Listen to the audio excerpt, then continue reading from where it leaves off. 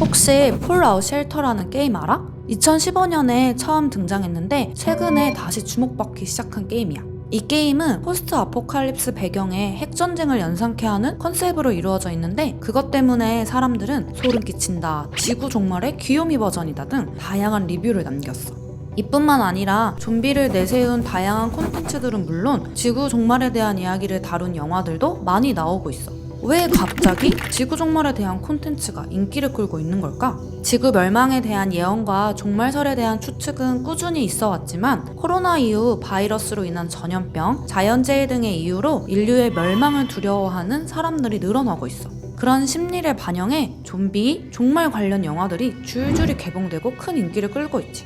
오늘은 그 가운데서 지구 멸망 이후 세계를 상세히 그려낸 포스트 아포칼립스 영화를 들여다볼게.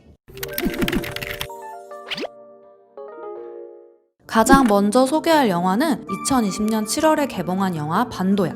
좀비 바이러스로 폐허가 된 한반도의 모습을 그린 영화로 코로나의 영향으로 극장을 찾는 사람이 줄어들었는데도 상반기 영화 박스오피스 1위, 각종 온라인 스트리밍 서비스에서 킹덤과 함께 K-좀비 영화로 큰 관심을 받았어. 부산행 이후 한국은 어떤 모습일까? 라는 질문에서 시작한 반도는 한국을 휩쓴 좀비 대란에서 간신히 벗어나 탈출한 주인공이 자본 논리에 의해 좀비가 득실되는 반도로 돌아오며 벌어지는 일을 담고 있어. 반도의 핵심은 좀비가 아니라 멸망한 세상 속에서도 포기하지 않고 살아가는 평범한 인간들이야.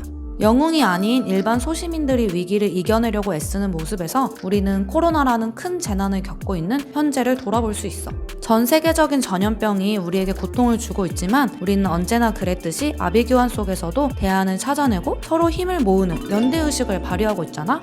영화에서 서로 힘을 모아 서로를 구하는 모습이 현실에서도 그대로 일어나고 있는 거야. 코로나19로 힘든 상황이지만 영화 반도를 통해 연대가 갖는 의미가 얼마나 큰지 되돌아봤으면 좋겠어. 두 번째로 소개할 영화는 2016년 아카데미 시상식에서 6관왕에 오른 대표 액션 영화 매드맥스야. 매드맥스는 고갈된 자원을 얻기 위해 싸움을 시작한 인류가 결국 핵전쟁으로 인해 멸망했다는 설정에서 시작해. 핵전쟁으로 멸망한 22세기, 얼마 남지 않은 물과 기름을 차지한 독재자 임모탄은 살아남은 인류를 지배하는데 임모탄에 반발한 사령관 퓨리오사가 인류 생존의 열쇠를 진 임모탄의 여인들을 탈취하면서 사건이 벌어져. 가장 인상적인 부분은 영화에서 등장하는 지구의 모습이야. 지구는 완전히 폐허가 되어버렸는데 이런 폐허 속에서도 자원을 독점하는 이와 자원 고갈로 고통받는 이가 등장해. 이런 설정은 영화 설국열차에서 철저한 계급사회를 보여준 세계관과 비슷해 보이지 않니? 매드맥스의 배경이 되는 세계는 사막화로 폐허가 되어버렸고 현대사회를 유지하던 윤리의식은 사라져버렸어.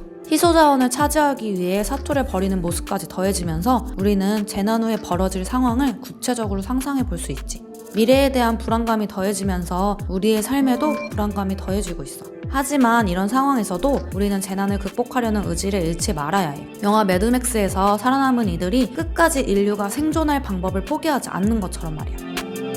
지나간 사진을 보다 보면 마스크를 벗고 있는 사진이 오히려 어색하게 느껴질 때가 있어. 그 정도로 우리는 이제 마스크와 함께하는 삶이 익숙해진 거지. 지금 소개할 넷플릭스 오리지널 영화 버드박스에서는 우리처럼 마스크는 아니지만 안대 없이는 살 수 없는 사람들이 등장해. 버드박스는 눈을 뜨고 세상을 보게 되면 이내 곧 끔찍한 죽음을 당하게 되는 종말 직전의 세계를 다루고 있어. 눈에 보이지 않는 존재가 갑자기 나타나 사람들을 죽음에 이르게 하자 그 존재로부터 살아남기 위해 눈을 가리고 도망치는 상황을 그려내고 있어. 이 영화에서는 징그러운 좀비나 엄청난 기후재난이 등장하진 않지만 눈에 보이지 않는 존재를 설정함으로써 공포감을 조성해. 사실 우리가 겪고 있는 코로나도 눈에 보이는 존재는 아니잖아? 그런 면에서 살아남기 위해 고군분투하는 인물들이 낯설지 않게 느껴져. 영화는 위기 속에서도 다른 이들처럼 이기적인 선택을 하지 않고 가족은 물론 타인도 보호할 수 있는 선택을 이어나가는 주인공의 모습을 마지막까지 보여줘. 그 모습을 통해 큰 재난과 위기 속에서도 서로를 배려하는 것이 얼마나 중요한지 알 수 있지. 지금까지 포스트 아포칼립스를 다룬 영화 3편을 소개해봤어. 지금 현 상황과 맞아떨어지는 장면들이 많아서 더 공감되고 와닿았던 것 같아.